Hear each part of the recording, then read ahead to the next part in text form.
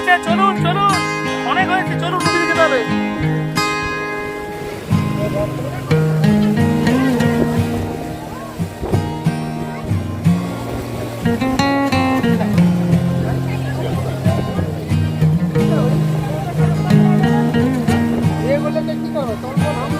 নটা বাজে।